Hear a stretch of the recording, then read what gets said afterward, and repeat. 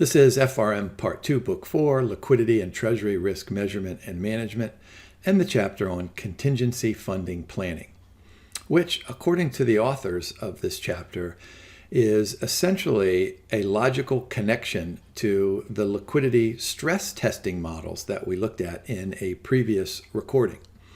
I want you to think of it this way.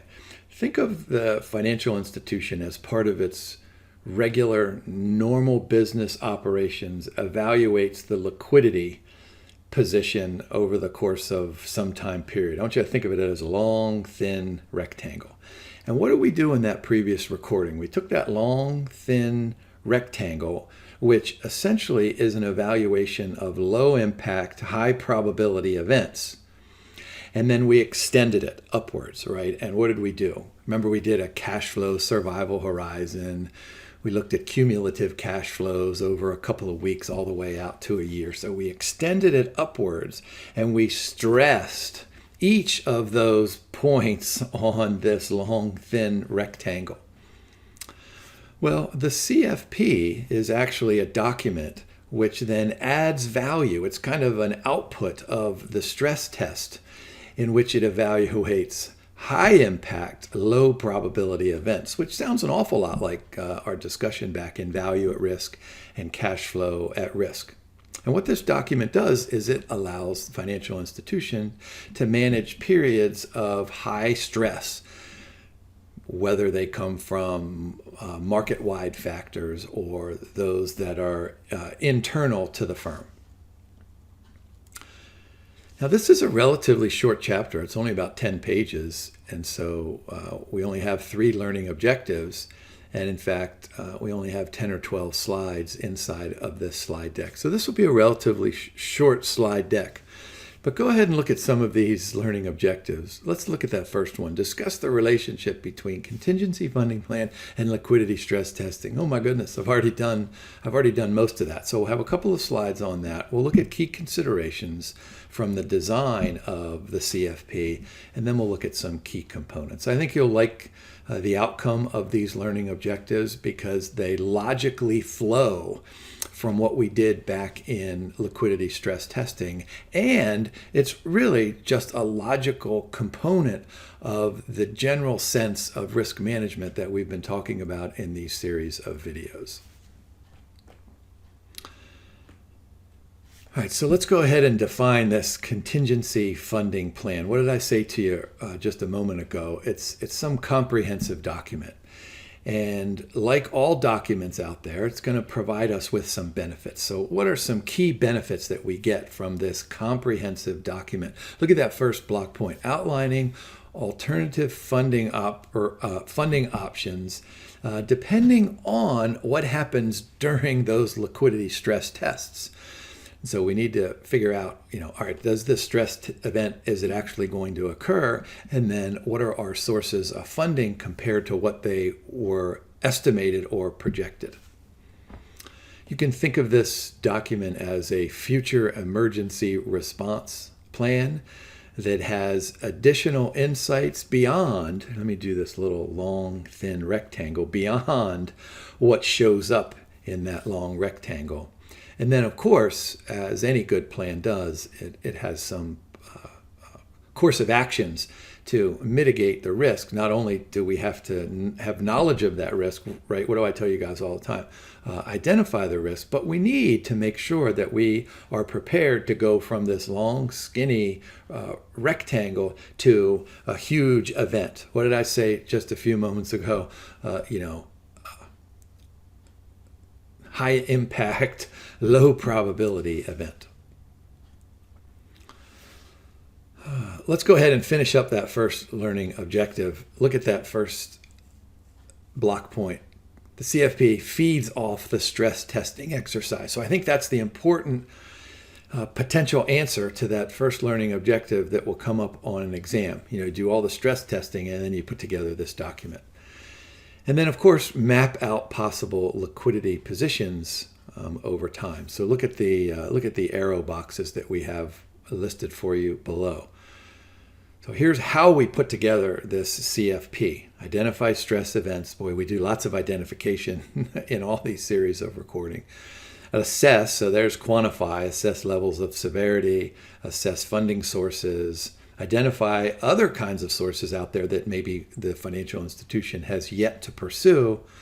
Establish a liquidity event management process. I like that, so that we have this little index card that we can go to called the CFP, where it tells us, all right, if this event occurs, then here are the choices that are going to lead us safely out of this liquidity event.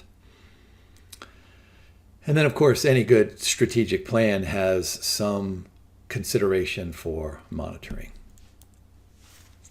All right, moving on to the next learning objective. How about key design considerations? A couple of slides for this one here. What we need to make certain is that this CFP is consistent with, let me do this again, right? What do we have? We have this umbrella. And this umbrella is determined by the board of directors, which establishes the strategic plan and the risk appetite statement. We've been through that many, many times before.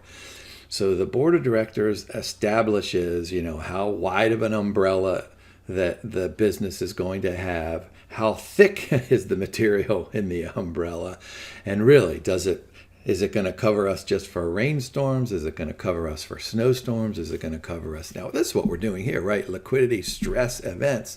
It needs to cover us during, hurricanes and monsoons. And so notice this illustration and this imagery that I gave you from a previous recording. We have this liquidity stress event. So that's like a rainstorm coming down on the umbrella. And we have these different business segments, so different business activities and products and asset classes. All of those silos must be considered. And of course, they have to be linked back to the risk appetite statement. And then didn't we just spend an entire recording on reporting? So look at the third block point. Whenever there are changes, the plan should be updated. So all those reports that we did back after a liquidity stress event, the CFP then has to be updated. Of course, it has to be updated.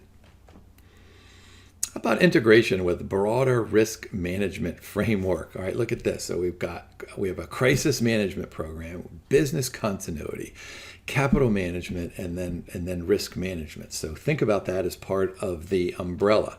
So this CFP has to be able to say, okay, here's the umbrella. We get it out, and we hold it with our left or right hand, and we push up, and then it clicks up at the top, and then it spreads out. So we want to make sure that this CFP considers all of the mechanics of opening that umbrella and protecting us from those liquidity events. Of course, the CFP has to be operational, right? We said that before, that it has to reflect all of our operations, but it has to have some action words in it, and it has to be flexible. And so here's the analogy that I like to give here, another sports analogy. Those of you who watch football will notice that these coaches, they have these gigantic laminated cards. So there's a stress event. So I want you to think about this. It's the fourth quarter of the Super Bowl. There's 30 seconds to go. We have fourth down. We're on the 7-yard line. This is it. And so the coach over there looks down on his list, and he's over here. It says, okay, if it's fourth down and 7 and we need to score a touchdown, we're going to call this play or this play or this play. And so think about that coach. He has to decide which of those 3 plays to pick to win the Super Bowl. So there's the flexibility and there's the actionability of this CFP.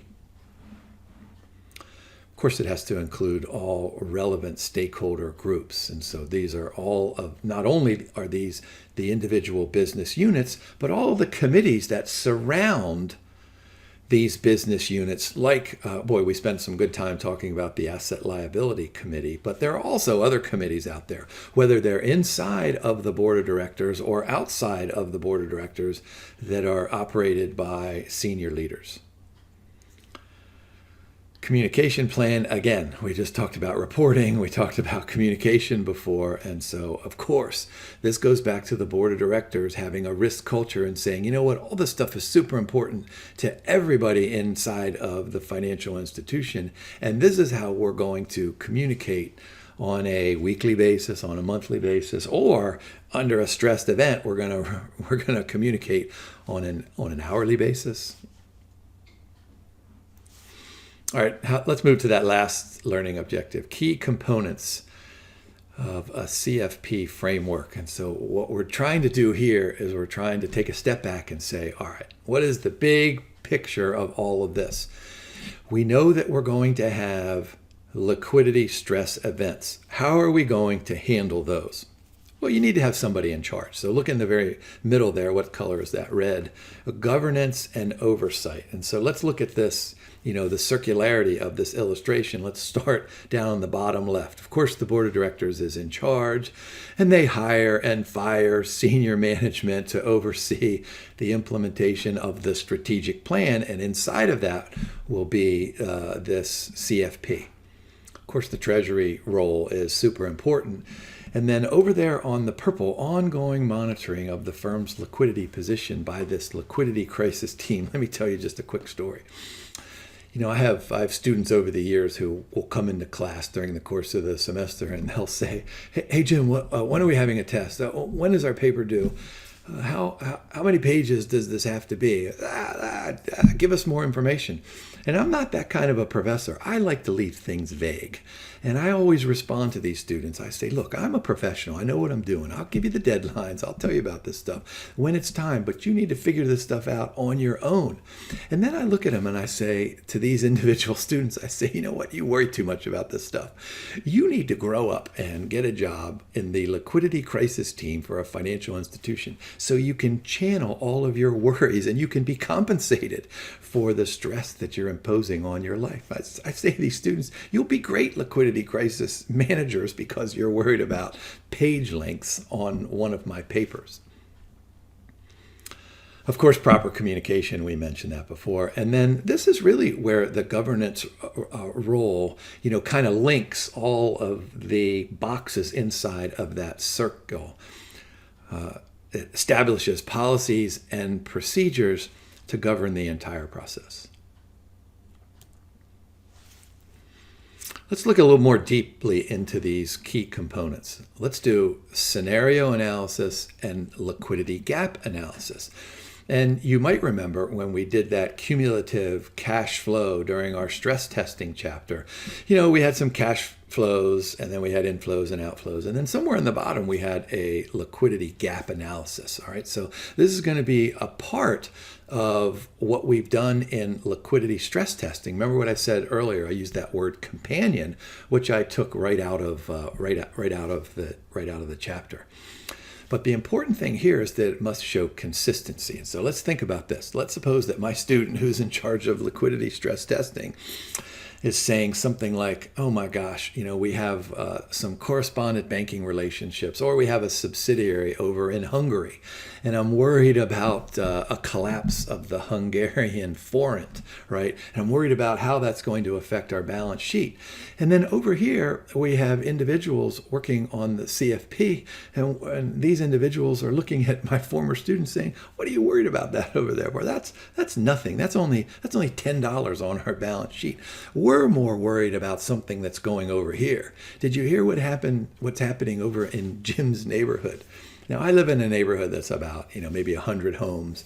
And most of the people in our homes, they're like me. They have husbands and wives, and they have children, and they have jobs. And so most of us probably still have mortgages because the neighborhood's probably only, 15 to 25 years old, let's say. So we're probably paying our mortgages on time. But suppose that, and let me give you just a silly example. Suppose that our homes in this development become haunted, right? And we have these ghosts and zombies living here. And so we start selling our houses and moving out. And no one's going to buy our houses if they're haunted, right? And so, as part of this contingency funding planning, we're saying to the stress testing people, this is way more important than what's going on in Hungary. All right, so that was a silly example about showing consistency, right, in framework, recovery, and all those resolutions. Here, look what we've done. We bolded the more extreme but plausible events. So just throw my haunted house out of the plausible events. All right, so what about some contingent actions, right? This is called, right, contingent. It's got that word in the title. What can we do? We can reduce lending. We can new credit lines, choose not to reinvest, dispose liquid assets, issuing new debt. I always scratch my head whenever I see issuing new debt because, the specter of leverage, there's beauty in it, but there's also ugliness in it. If we don't have the cash flows to repay the interest and the principal on the new debt. Now, of course, with the financial institution, issuing new debt can mean lots of things. It doesn't have to mean just issuing a bond. A lot of short-term possibilities there.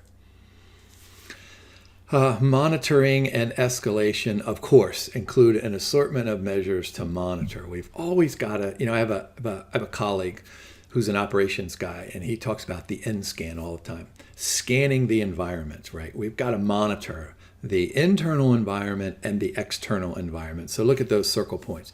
The market measures and internal business measures to evaluate the entire liquidity health of the business of the financial institution. And of course, this leads directly into those early warning indicators. And I think we had an entire section of a chapter on those EWIs. You don't really need an early warning indicator model to say, okay, if we've got substantial and unanticipated drop in stock prices, or spikes in market volatility, or spikes in oil prices, or a decline in the quality of the assets. We don't need that hammer, right? That's self-evident, but we need to make sure that we understand all of those early warning indicators. Let me see if I can make some sense of my haunted house example. Decline in the quality of the examples. If you are the banker that has all 100 of our mortgages and you have one haunted house in the neighborhood, well, that's your clue. That's an early warning indicator that you better sell the rest of those mortgages before the ghosts move into the neighbor's house. All right, how about examples of liquidity health measures? All right, so I think we've talked about these before, right? Projected net funding requirements, current unused funding capacity. How about long-term assets and then non-core funding, overnight borrowings, short-term liabilities? So think of these examples here as pretty much of ideas and ratios and contingent plans for improving the health of the balance sheet.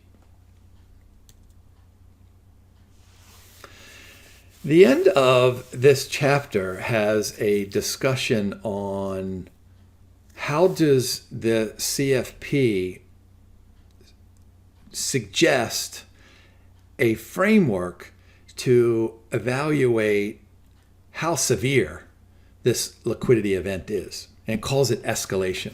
And in fact, if you read the chapter, the authors say there's really no industry-wide escalation model. In fact, the authors suggest that maybe 5 levels are appropriate, but in the textbook they just mentioned 3 of these. So this is what we're doing: an escalation. So level 1 is kind of an initial escalation. So think about my long, thin rectangle, right? And so think about it bumping up a little bit, or maybe there are bumps somewhere along this rectangle. What that means is that's an early warning signal that we're going to pay more attention, right? So we're going to put our fingers to our temples and say, all right, I need to watch out for this thing. There's an early warning signal or 2 right here in the middle of my rectangle. Maybe let's go back to a currency crisis, right? Maybe we're bumping up just a little bit. So level 1, increased monitoring. But then as the height, right, we got this thing here, as the height of that increases, then we need an extremely more detailed analysis of these market-wide events or the events that are specific to each firm.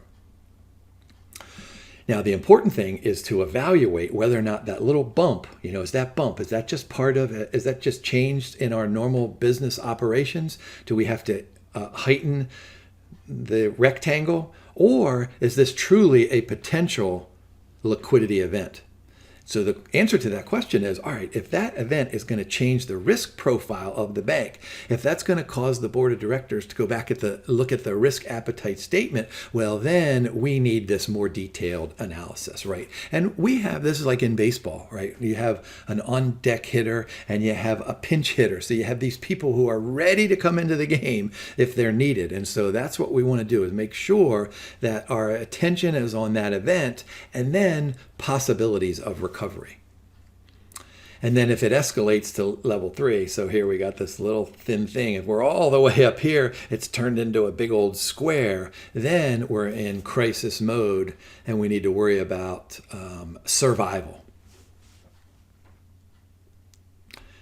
And then lastly, of course, we've talked about reporting in the past, more frequent reporting think about this, as this rectangle heightens into a square, we need more frequent reporting with more clearly defined deliverables, right? The football coach is holding up that laminated card saying, I got 3 choices. But if we have this liquidity crisis, maybe we have 5 choices. Maybe we say something like, Hungary, let's just move out of Hungary and let's worry about survival here inside of our domestic operations.